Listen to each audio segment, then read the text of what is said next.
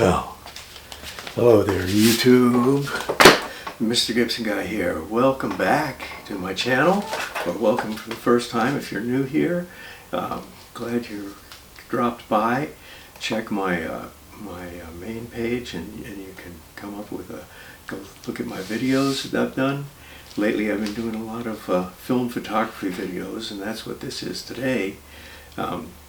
Today we're talking about some cameras that were very important to a lot of people back in the day, and they're still around today and don't get really, I don't think, the respect that they deserve. But today we're going to be looking at two of these cameras. One of them is this, the Minolta X-700. And the other is, these are very similar cameras, the Canon A-1. You can see there, A-1. Not to be confused with an AE-1. Both of these cameras came out during the golden age of photography, and they were similarly made and had a very similar design philosophy behind them as to what they did.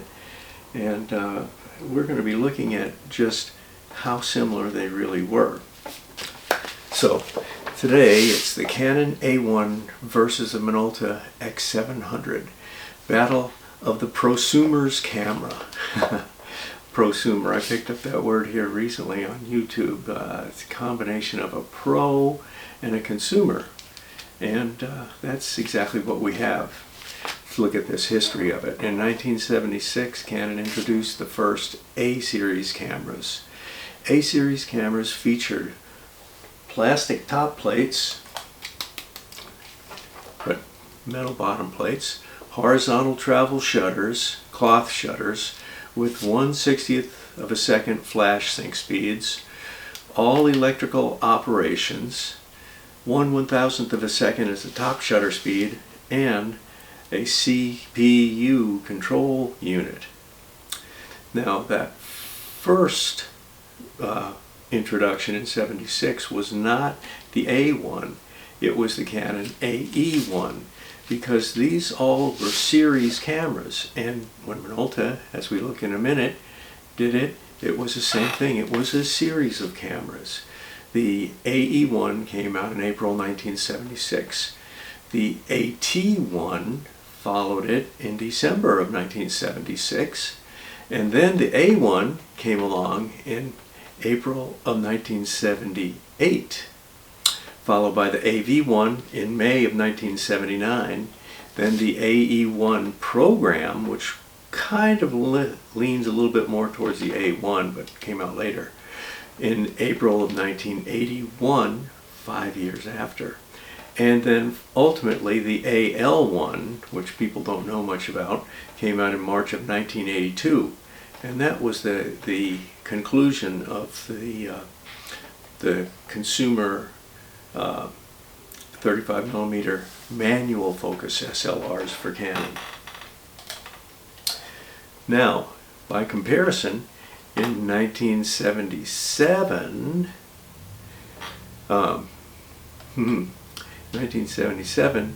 Minolta released their XG7 series camera. We really should call it the XG series, and 7 was the first model that they came out with. Interestingly enough, in case of the AE-1 with Canon or the XG7 with Minolta, both of these cameras were not the top of their line when they were introduced. They were, of course, but both companies had higher level cameras in the pipeline that were still to come.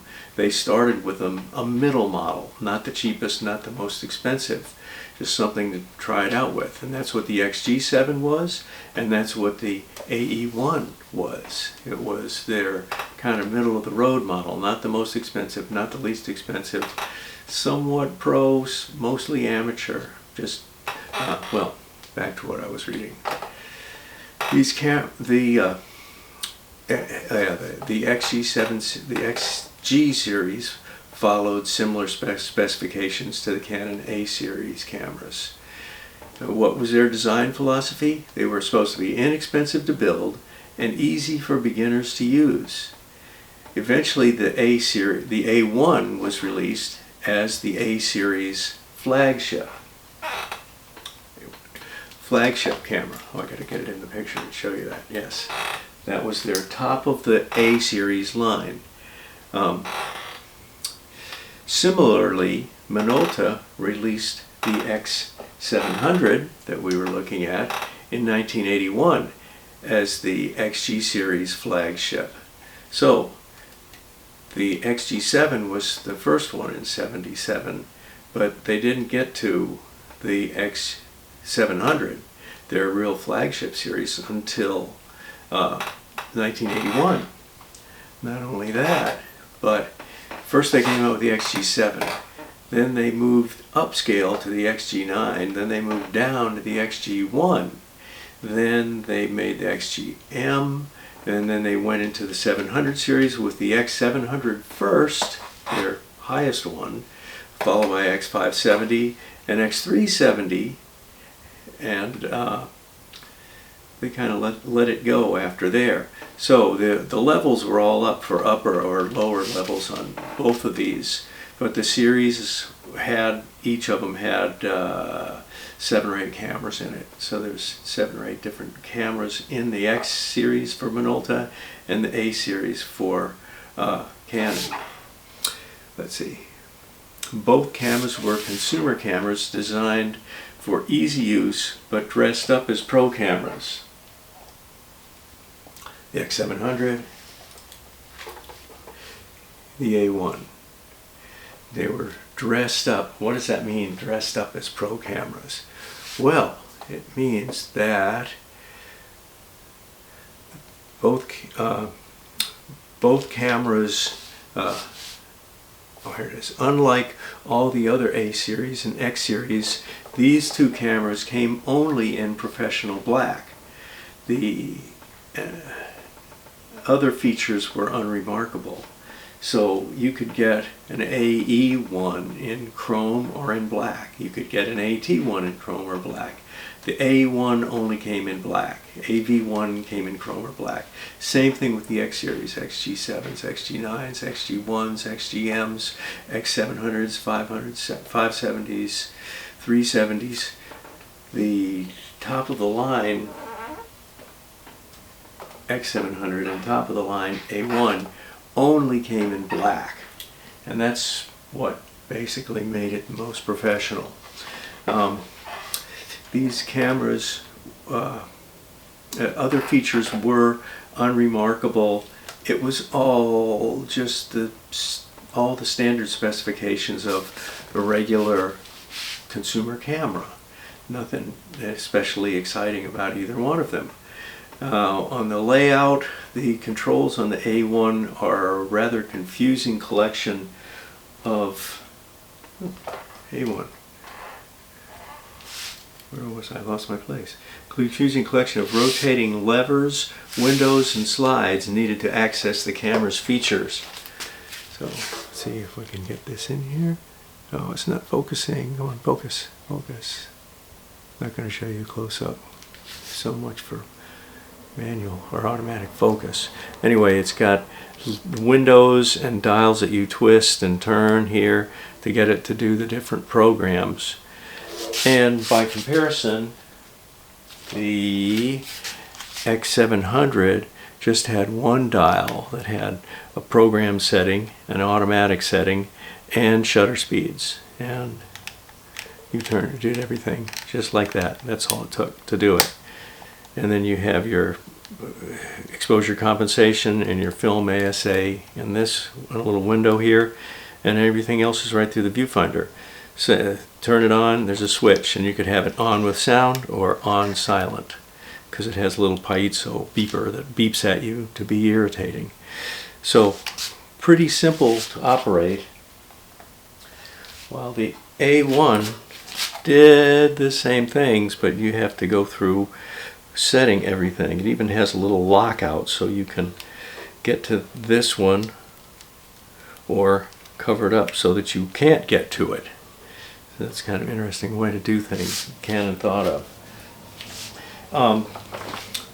Otherwise, pro features, all of the A-series cameras would work with the AW1 power winder A that went on. This is a 6-volt 4-cell battery, four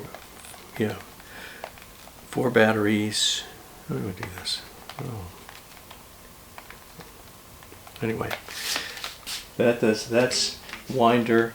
This is a minolta winder. This one is a D, but you're supposed to have a G for it. And all of the XG series and 700 series cameras would work with the auto winder G. But wait, there's more. I don't have one. Yes, I do. If you got your Canon A-1 and the A-1 almost only, you could also fit it with the MA-1 motor drive. This one has the big 12 battery pack. Boy, that's a bunch of batteries that go into this thing. So that makes it 6, 12, 18 volts. That's what makes it 5 frames per second. The motor drive would work with the A1, and supposedly it would work eventually with the AE1 program at slow speed, but only the A1 was recommended for the motor drive. The X-700 and the X-570, one supplemental model that was just like the X-700 without the program mode, just automatic and manual. But the X-570 and the X-700 could take the motor drive MD1, which was an 8-cell, 8 AA batteries, 12-volt motor, which would advance film at 3.5 frames per second on the X-700, and supposedly you could use it on the X-570. I think it might have had a limitation like the AE1 program did, that you had to set it on low speed, but I'm not positive about that. I've never tried one on that. I used to have the MD1 motor drive on my X-700. It was a great feature. So those were pro features, winders, and selective motor drives. Couldn't use them for the whole series, but you could use them for the flagship models.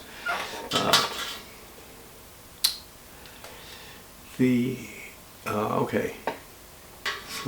Alright, the X-700 is much more intuitive, easy to use layout. And while most specifications are comparable, the X-700 holds one obvious advantage over the A1. And that is, since it came out after 1980, and the A1 came out in 1978, before 1980, this one, the Canons, all of the A-series Canons, had regular flash controls on it. Like it would set the shutter speed, and it would give you flashing light if there was sufficient light for your flash for your photograph. Released after 1980, Minolta included that 3 connections on the hot shoe. That's because the Minolta had through the lens flash exposure. If you had the particular 280px flash unit, slide it onto this and turn it on, then the light meter inside the camera, when you take a picture, would read the flash output and turn the flash off when sufficient light was present to expose the film properly. So through the lens flash exposure, some people may be wondering why I said built before in 1980 or after 1980, and that is that Minolta Minolta was the company that first developed through the lens flash exposure, but they didn't see a purpose in it, and they copyrighted it, but they didn't use it. And then in 1975 they licensed that to Olympus Company so they could put it on their new OM2 camera, which was the first camera to incorporate through the lens flash metering. Until their agreement ran out in 1980, and in 1980, all of a sudden, Nikon and Contax, Yashica, some other Pentax started coming out with through the lens flash control on some of their cameras because they could license it in 1980, and in 1981 Minolta finally licensed their patent to themselves and put through the lens flash exposure in it. I will mention also that the X-570 also has a through the lens TTL flash measurement that doesn't exist on any other Minoltas, but all these things had to be done so they could be used for autofocus in a couple of years later. All right, so speaking of autofocus, that's what happened. Sadly, right after release of the X-700, Minolta dropped development of manual focusing equipment. They had been producing a very good line, and with the X-700, it was very promising to move forward into the future. And somebody I saw pointed out recently that the Maxim series from Minolta indicated the death knell for the manual focus Minoltas like the X-700. But while Minolta had some big success for a while with the Maxim was not a great camera. And then on top of that, Minolta got sued by Honeywell because their autofocus system was too close to the Honeywell system, and they said it was a copyright infringement. And so they had a $1 billion lawsuit that Minolta lost. And Minolta shortly had to discontinue the Maxims and their autofocus cameras. And at the same time, the X-700 had been in production from 1981, and it went all the way up to about 1999 or into 2000. I think it was off the books, but they were still making some and still filling orders on it. So this camera lost because it was displaced by the Maxim 7000 for a little while, but ultimately the X-700 stayed in production and was around long after the Maxim was dead and gone and buried like it should have been. And I will leave you with this, the thoughts of what would have happened if Minolta didn't jump out with the Maxim series so early like they did. If they had planned it out a little bit better and waited a little longer and kept in manual focus like the other guys did. Well, I would say I thought about this as to what the X900 would have been like. It might have been an X900, or it could have been maybe an X700 Ti if we go after Olympus nomenclature there. And I think it would have magnesium top plate in place of the plastic. Not magnesium, titanium top plate. Not necessarily titanium on the bottom because it had a really good motor that you could use with it. So I think most people were okay with the plastic on the bottom because it was never going to have the cellophane torn off it anyway. It was just going to have the motor drive attached to it. A titanium horizontal travel shutter like used in many Nikons that gave a flash sync speed of 1/250th of a second.